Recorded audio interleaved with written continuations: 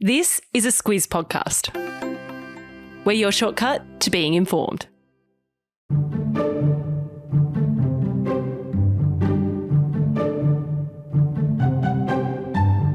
It's just days to go until the 10th of December when all Australian teens under the age of 16 are supposed to be booted off social media. So in this second part of our three-part series on the world first social media ban for under 16s, we're going to take a look at the nuts and bolts of exactly how this is all going to work. Squiz Shortcuts is the backstory to the big news stories. I'm Andrew Williams. And I'm Bryce Corbett.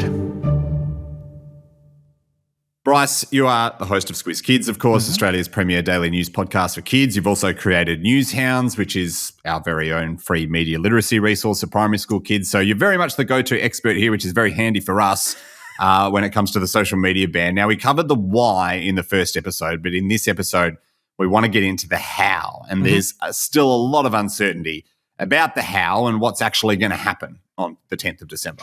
Yeah, you're absolutely right, Andrew. And I guess this is what makes all of this so fascinating, right? We're essentially soothsayers here because even though as we sit here with the deadline approaching, it's still not entirely clear how suddenly every Australian under the age of 16 will be turned off social media. The legal framework is there, that $49.5 million fine that platforms like Instagram, Snapchat and YouTube will have to pay for each breach of the law. Yeah, that's there. So in theory, every time a kid under 16 is found on one of these platforms, the parent company will cop a massive fine. And it's the E-Safety Commission that's been really given the policing role on this. Yeah, exactly. Under the guidance of Julie Inman Grant, E-Safety will essentially decide which platforms are included and which ones are exempt.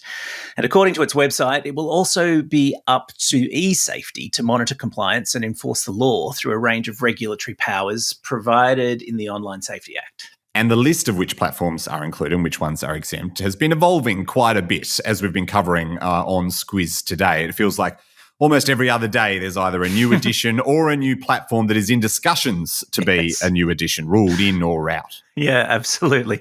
I mean, all the biggies were named in the initial list. So your Facebook, Instagram, TikTok, Snapchat, and X. But then since then, Kik and Reddit have been added. But the really interesting one was YouTube. Now, notably, it was left off the initial list, with then Communications Minister Michelle Rowland deeming it to be of suitable education value to be exempt from the ban. But then there was this furious bout of lobbying by TikTok, who clearly figured if they were going to go down, they were going to take YouTube with them. Yeah, not great friends, those two. And Communications Minister now, Annika Wells, she took on the role after the election victory of the Albanese government in May. And the E-Safety Commissioner, Julie Inman Grant, ended up kind of dragooning this popular video streaming platform of YouTube into the social media ban net, which is massive because YouTube is massive. It's absolutely huge amongst kids. Yeah, look, I don't think you can overstate how popular YouTube is among kids. And any parent out there will tell you that.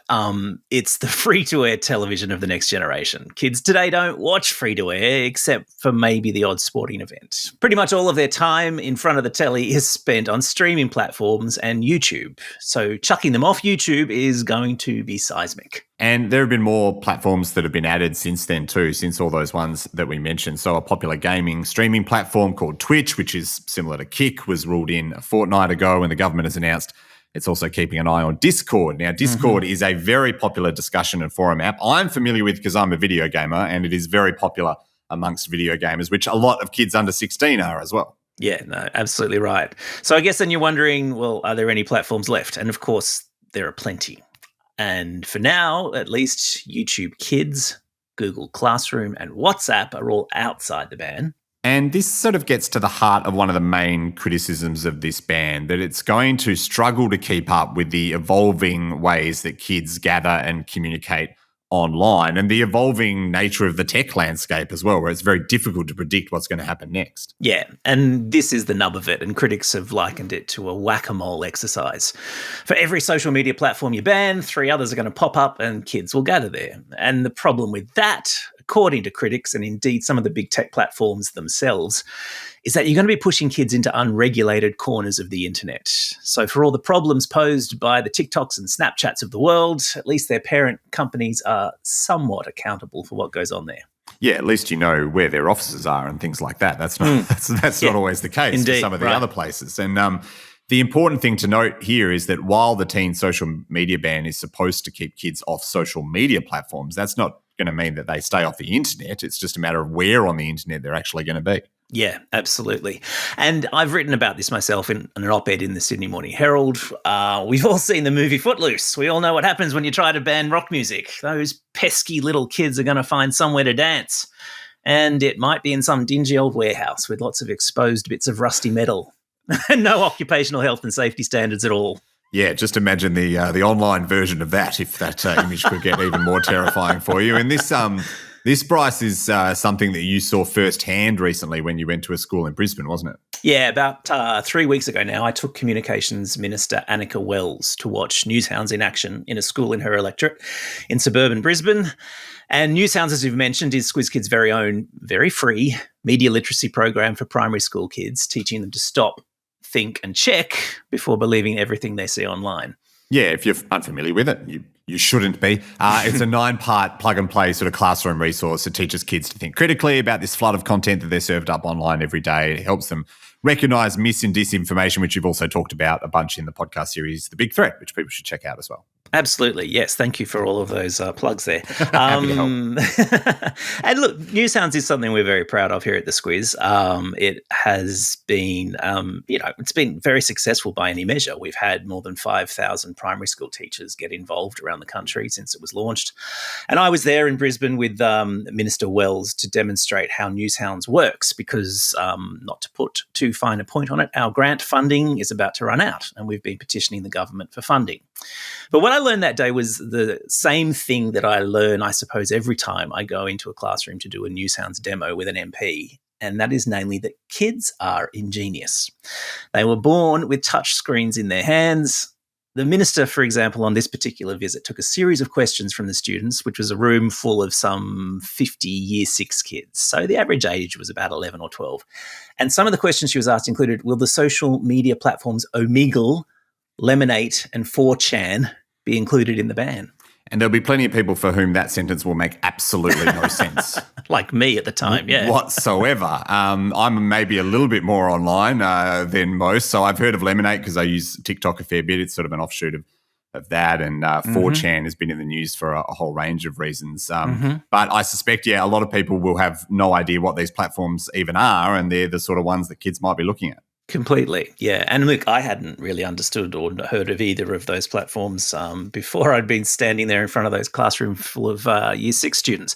Lemonade, for the uninitiated, is a video and photo sharing app, which, as you've just said, has been made expressly by the TikTok parent company ByteDance, and I'll leave it up to the listeners to formulate theories as to why they've gone and created that particular other platform. But it's notably not included in the government's list of platforms covered by the social media ban.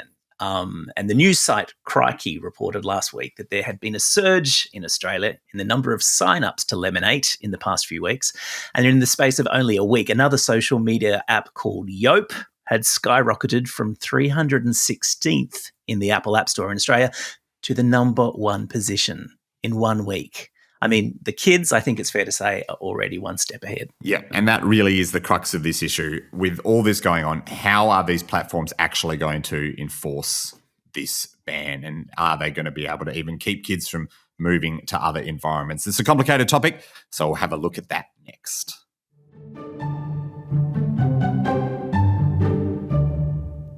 Bryce, the government isn't prescribing exactly how social media companies keep kids off their platforms. It's largely left it up to each individual platform to figure out how to do it and how to avoid that $49 million fine that you mentioned. Yeah, absolutely. And it all boils down to something called age verification.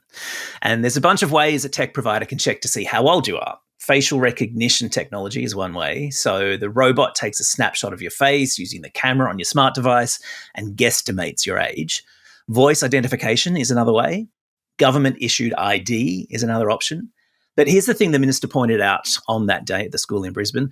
these social media platforms already have an enormous amount of data on every single one of their users. Yeah, they're already able to serve you ads depending on what your online footprint is. Right. If you've ever had that moment where you Google new couch because you need a new couch and then suddenly you get a flood of ads for couches heading your way, you'll know they're how watching, this they're listening. sort of works. Watching, listening and identifying what you might want and trying to get ahead of the game. And that the fact that the tech companies do know so much about us raises significant privacy concerns, especially around handing over facial recognition data, government ID details to these sorts of companies, especially given the number of high-profile cyber hacks that have occurred in Australia recently, let alone around the world.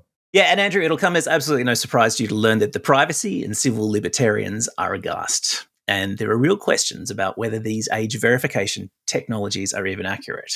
A government-commissioned report into the effectiveness of age verification technologies found that the tech was only accurate among students 85% of the time. And even then, it could only guess their age within an 18-month range.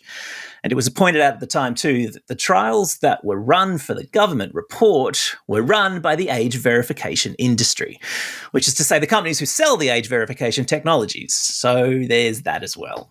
Yeah, there's always that element of grain of salt that you need to take about that sort of thing. And there's also the VPN issue. News reports from a couple of months ago showed that there was a surge of searches in Australia for VPNs in the lead up to this ban coming into effect on the 10th. Yeah, exactly. And for the uninitiated, again, a VPN allows someone surfing the net in Australia to appear like they are based in another country. So, a country where a teen social media ban doesn't exist, for instance. And then, of course, there's the University of Melbourne trials, where academics tried all sorts of techniques to trick the age verification technologies, including, you'll love this, wearing an old man mask available at your local $2 shop. And in many instances, the tech was tricked. So I don't think anyone is claiming at this point that it is foolproof, and certainly the government has shifted its messaging on that quite significantly. The government is the first to say really now that it is not going to be foolproof tech and it isn't going to work perfectly. Yeah, absolutely. They've completely, I think, probably sniffed the wind on this about midway through this year, when suddenly the rhetoric changed and you suddenly had the PM and the ministers talking less about a foolproof method of keeping kids off social media and more about how the legislation would put a line in the sand and give beleaguered parents of teens all over the country the legal underpinning, if you like, for them to scream at their kids, "Get off your bloody phone," because now they can point out that it's actually illegal.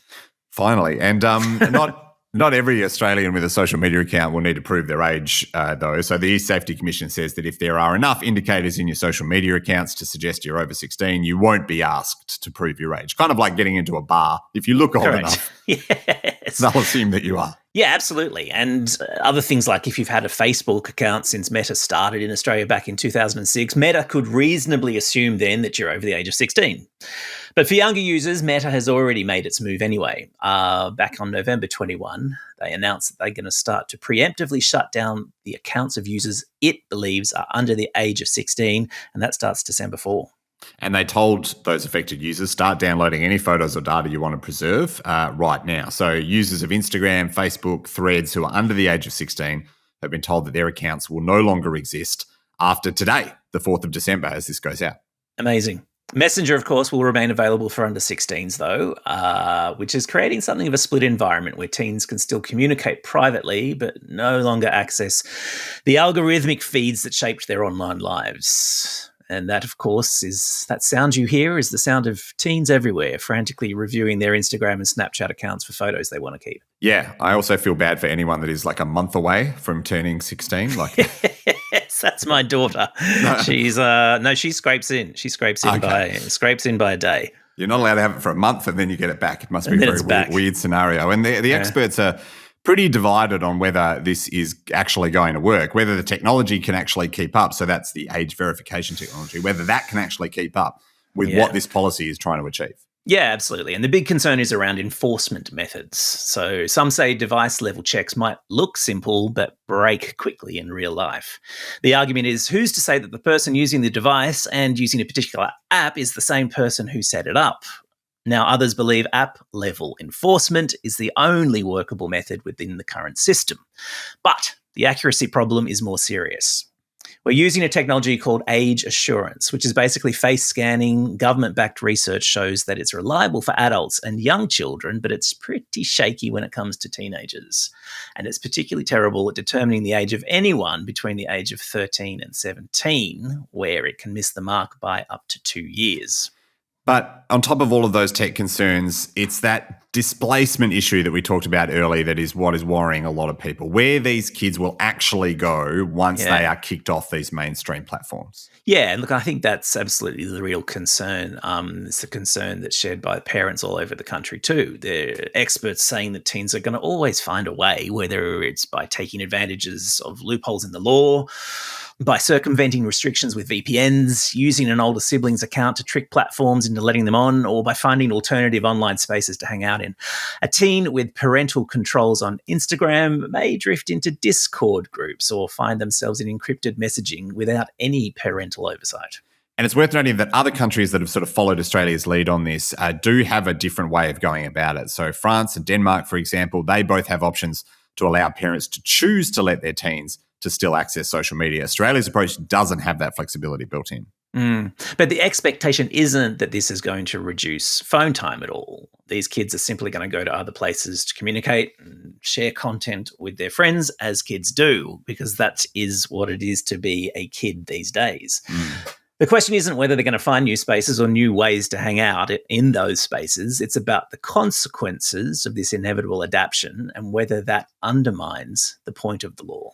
And that's the thing that is the great unknown about this. We're essentially running one of the world's largest experiments in cutting teenagers off from mainstream social platforms. There are fundamental questions that neither government nor industry has fully answered, and a world watching to see how it's going to go. So we will get our answers soon enough. In about 2 weeks, so after this ban comes into effect, we will come back with the third episode in this series, and that will be to see how it's all gone in the early stages. So we'll check back in with you then. Bryce, thank you very much for your time. You're very welcome. Thank you for listening as well. Remember to share this episode with your mates who want to hear the backstory to the big news stories. And don't forget, if you've got an idea for a future Squiz Shortcut or like this, a series of Squiz Shortcuts, we love to hear them and we love to hear from you. So just flick it through to hello@thesquiz.com.au. Until next time.